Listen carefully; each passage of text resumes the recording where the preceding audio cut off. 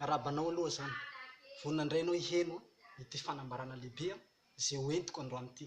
Mikasika indrindra ny fanamafisako le hoe andeha hirotsaka ho filoham-pirenena. Eto zany zaho dia manao fanambarana fa tsy mihemotra ny décision-ko fa miroso hatsany amafy filoha zay ary mampanantena antsika vahoaka fa hisy ny solution sy vahaolana ho entiko satria izaho manokana dia olona avy any an-danitra boaka an-danitra any, zany hoe misy vahaolana zany ary manana solution lehibe hanavotana zao firenena zao.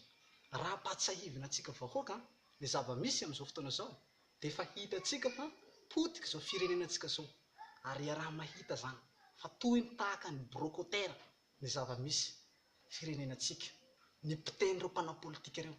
Ka izay indrindra mahatonga zah zany tonga hanavitra zao firenena zao ka mampanantena anareo aho fa hisy zavatra hiova maro eto amin'ity firenena ity ary hisy zavatra hiova be da be eto Madagasikara amin'izao fitondrako zao ary ho voavahan'ny olana rehetra manerana ny nosy, ho voavahan'ny problema rehetra manerana ny nosy, indrindra fa ireo zavatra mampahory antsika, ireo zavatra mampijaly antsika, ireo zavatra mampanaintaina antsika vahoaka hatramin'izay.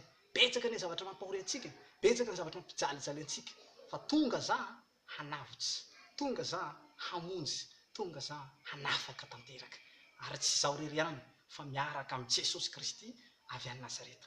Ary raha ampahafantarana anareo fa izaho dia iraka Jesosy ary miara-miasa amin'ny Jesosy ary izay sy Jesosy miaraka ka hanavitra, hamonjy ka mampanantena anao fa hisy zavatra hiova lehibe eto amin'ity firenena ity rehefa izaho no lany filoham-pirenena malagasy.